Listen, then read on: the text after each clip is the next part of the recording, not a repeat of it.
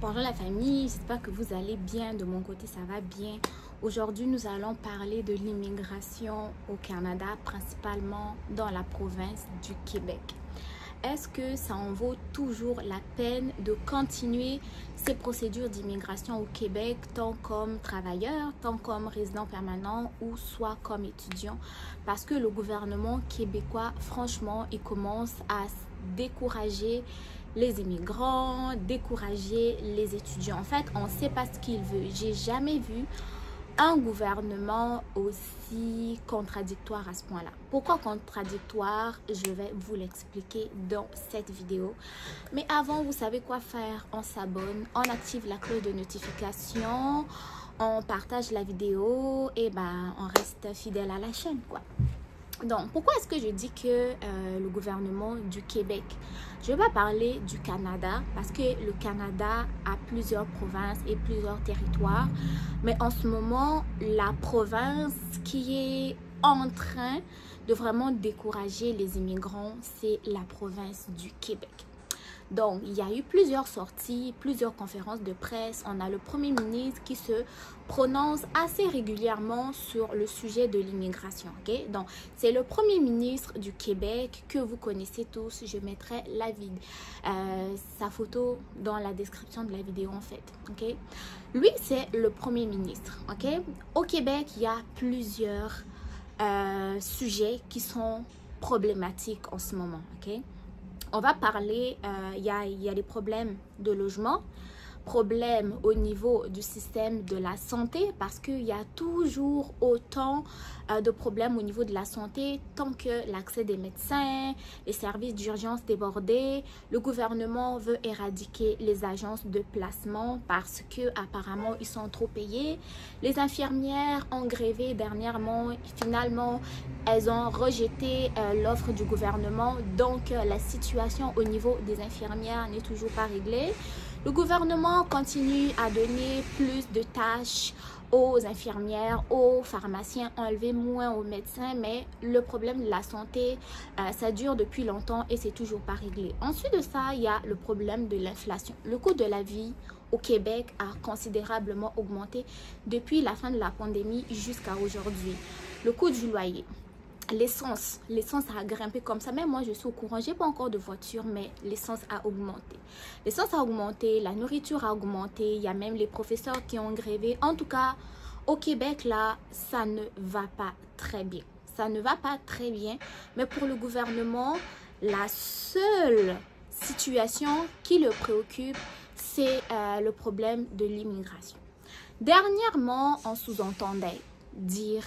Okay, c'est le premier ministre qui disait que les problèmes, les problèmes qui sont rencontrés au niveau du système de la santé sont dus aux immigrants, que les problèmes de logement sont dus aux immigrants, que à peu près presque, la plupart des problèmes sont liés à l'immigration. Bon, si le problème au niveau du système de la santé est lié à l'immigration, si le problème de logement là est lié à l'immigration, pourquoi est-ce que les entreprises canadiennes, principalement québécoises, continuent d'aller recruter des travailleurs étrangers dans leur pays alors que ceux-là ou ceux-ci sont la cause de toutes les difficultés que rencontre le Québec? Hein? Pourquoi est-ce que plus de 50 cégep, en fait, c'est pas seulement des cégep, il y a plus de 50 établissements d'enseignement, y compris les cégeps, les formations professionnelles, les universités, qui vont bientôt aller recruter des étudiants étrangers dans leur pays encore pour leur proposer plus de 150 programmes de formation et qui leur offrent même un programme d'accompagnement pour leur admission. Trouvez l'erreur. Il y a toujours des problèmes liés à l'immigration. La plupart des problèmes au Québec sont dus aux immigrants, mais vous continuez quand même à aller les recruter. Trouvez l'erreur. Donc, en fait, le problème de logement, problème au niveau du système de la santé, n'est pas vraiment lié à l'immigration ou aux immigrants. C'est plus lié à votre mauvaise gestion, cher Premier ministre. Si nous prenons par exemple le problème au niveau du système de la santé, Le problème au niveau du système de la santé, là, ça date pas d'aujourd'hui. Hein. Moi, je suis arrivée ici vers les 2016, là. Il y avait toujours des problèmes au niveau du système de la santé. Okay? Pourquoi? Parce que les conditions de travail ne sont pas acceptables. Les professionnels qui vont aller offrir les soins de santé ne sont pas traités convenablement. Okay? Si je prends l'exemple des infirmières que je suis, le salaire des infirmières, ok? Les conditions de travail, le temps supplémentaire obligatoire, mais en parlant du temps supplémentaire obligatoire là-haut, vous pensez que une infirmière qui a une famille, des enfants, un conjoint, une maison à gérer, va aller travailler à 8 heures, est censée rentrer à 16 heures et est obligée de rester de 16 heures à minuit assez régulièrement? Pensez-vous que ce professionnel de la santé là va supporter cette situation longtemps? Non, soit le professionnel va démissionner ou soit le professionnel va aller dans une agence de placement. Même les agences de placement qui leur offrait des meilleures conditions de travail, meilleure conciliation, travail, vie professionnelle et même études, vous voulez les éradiquer parce qu'apparemment, ils dépensent plus d'argent. Mais en fait, si ils dépensent plus d'argent ou vous dépensez plus d'argent pour les services qu'ils offrent, mais si vous êtes satisfait des services et que eux, ils ont une meilleure conciliation, vie, travail, vie familiale, études, pourquoi ne pas leur laisser cette ouverture-là?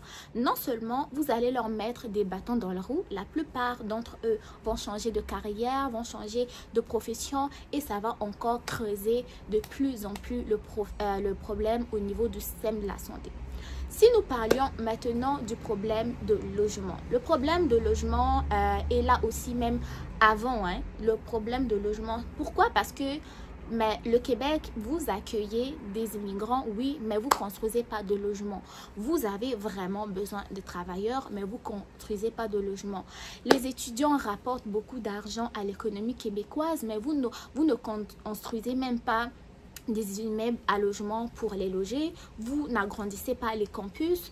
Il n'y a pas de logement étudiant à prix abordable, mais vous dites que c'est eux le problème. Ok, donc si en fait les immigrants décidaient de rester chez eux ou d'aller dans d'autres provinces, qui vont encore venir crier haut et fort, oh pénurie de main d'œuvre, pénurie de ceci, pénurie de cela, pénurie de cela.